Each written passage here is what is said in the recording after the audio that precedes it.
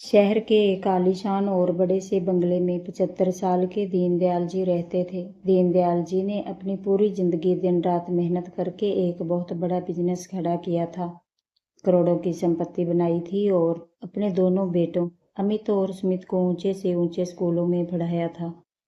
आज दोनों बेटे शहर के नामी बिजनेसमैन थे। दोनों की शादी हो चुकी थी। सब कुछ ऊपर से बहुत सुंदर दिखता था, लेकिन उस आलीशान बंगले के अंदर एक बूढ़ा पिता हर दिन अंदर ही अंदर घुटकर मर रहा था। 5 साल पहले जब दीनदयाल जी की पत्नी का देहांत हुआ तो मानो उनके जीवन का सहारा ही छिन गया। उम्र बढ़ने के साथ साथ दीनदयाल जी के हाथ पैर कांपने लगे थे। उन्हें चलने फिरने में भी तकलीफ होती थी। पर अफसोस, उस बड़े से घर में जहां नौकरों की फौज थी, करोड़ों की गाड़ियां खड़ी थी, वहां उस बूढ़े पिता से 2 पल प्यार से बात करने वाला कोई नहीं था। दोनों बेटे और बहुएं सुबह अपनी महंगी गाड़ियों में निकलते और रात को देर से लौटते। अगर कभी दीनदयाल जी डाइनिंग टेबल पर बैठते और कहते, बेटा आज मेरी तबीयत थोड़ी ठीक नहीं है, डॉक्टर को दिखाना है, तो बड़ा बेटा अमित बिना उनकी तरफ देखे फोन चलाते हुए कहता, पिताजी मैनेजर को बोल दिया है, वो आपको ड्राइवर के साथ भेज देगा। हमारे पास आज बहुत बड़ी मीटिंग है। दीनदयाल जी चुपचाप अपना सिर झुका लेते और बिना खाए अपने एक कमरे में चले जाते। उन्हें पैसों की नहीं, अपने बच्चों के 2 मीठे बोल और थोड़े से वक्त की भूख थी। वक्त गुजरता गया और दीनदयाल जी की हालत और बिगड़ने लगी। एक दिन उन्होंने महसूस किया कि अब शायद उनके पास ज़्यादा समय नहीं बचा है। उन्होंने एक शाम दोनों बेटों और बहुओं को अपने कमरे में बुलाया। बेटों को लगा कि शायद पिताजी कोई ज़रूरी बात करने वाले हैं। दीनदयाल जी ने कांपते हाथों से अलमारी से एक बहुत पुराना भारी लोहे का संदूक निकाला। उस संदूक पर एक बड़ा सा ताला लटका हुआ था। उन्होंने दोनों बेटों की तरफ देखा और कहा, बच्चों, यह जो संदूक तुम देख रहे हो, यह मेरी पूरी जिंदगी की सबसे बड़ी कमाई है। इसमें मेरे पुरखों के सोने के सिक्के, हीरे जवाहरात और वो गुप्त वसीयत है जो मैंने तुम दोनों के लिए लिखी है। मेरी करोड़ों की यह जायदाद इसी संदूक के अंदर बंद है। दोनों बेटों और बहुओं की आंखें चमक उठी।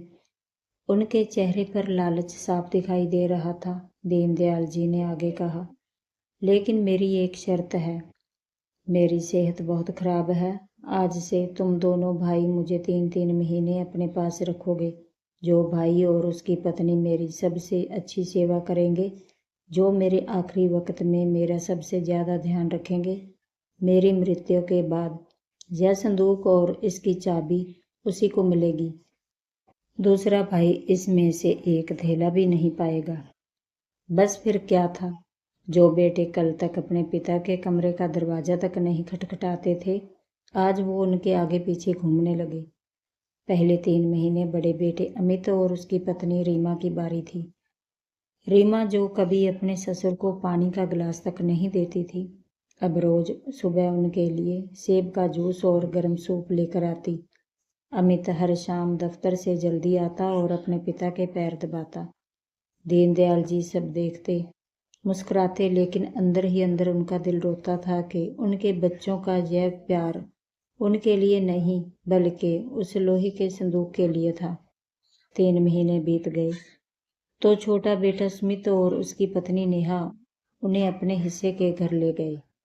वहां भी वही नाटक शुरू हुआ।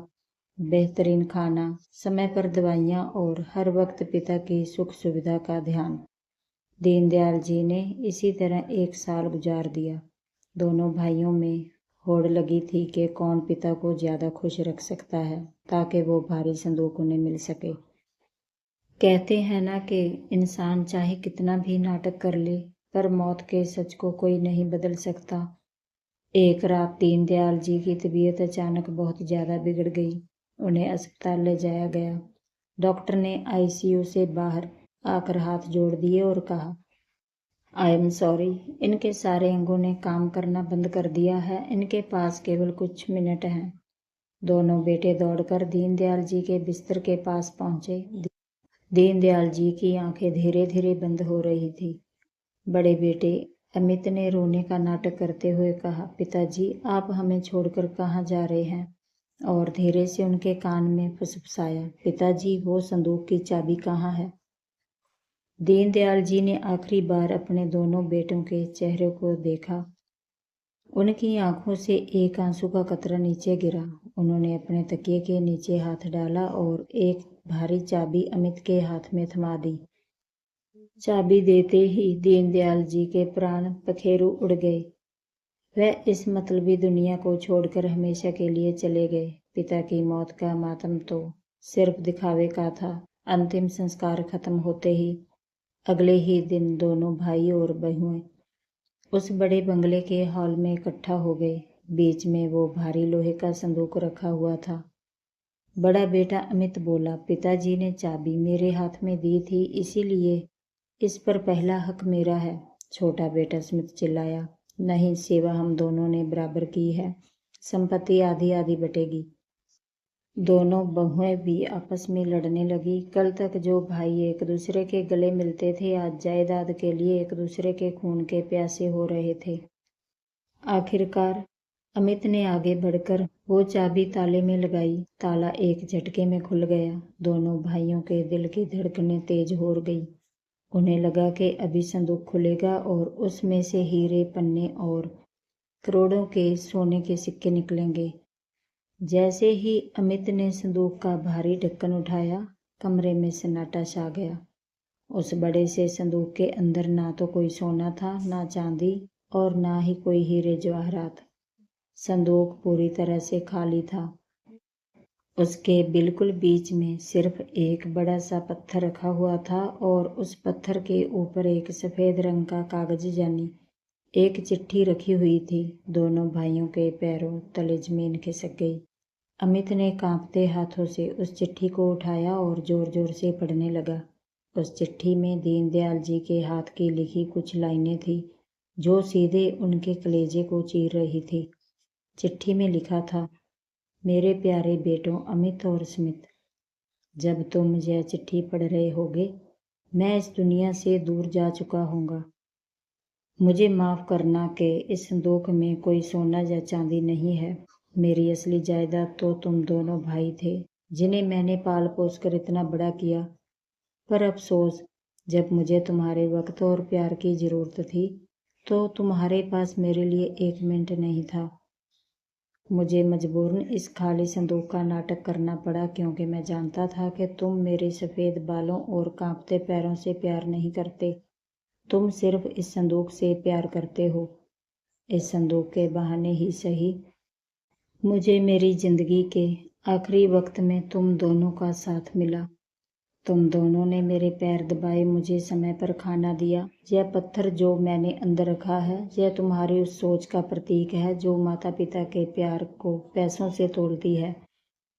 मेरी सारी वसीयत और असली जायदाद मैंने अनाथ आश्रम के नाम कर दी है। अब तुम्हारे पास सिर्फ यह खाली संदूक है। चिट्ठी खत्म होते ही अमित और स्मित के हाथों से वो कागज गिर गया।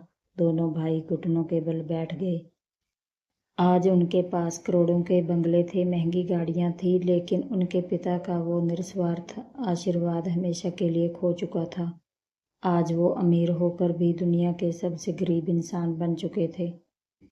दोस्तों, माता पिता कोई बैंक या तिजोरी नहीं होते कि जब तक उनसे मिलता रहे तब तक हम उनका सम्मान करें। वो तो साक्षात ईश्वर का रूप हैं। बुढ़ापे में उन्हें आपकी महंगी दवाइयों या पैसों की नहीं, आपके थोड़े से समय और आदर की ज़रूरत होती है। अपने माता पिता के जीते जी उनकी कदर कीजिए, वरना बाद में रोने से भी वो वापस नहीं आते। अगर इस पिता के आखिरी इम्तिहान ने आपकी आंखों को नम किया हो और आपके दिल को छुआ हो तो इस चैनल को सब्सक्राइब करके अपना प्यार जरूर दीजिए। कमेंट में जय श्री कृष्णा लिखना ना भूलें। धन्यवाद। जय श्री कृष्ण।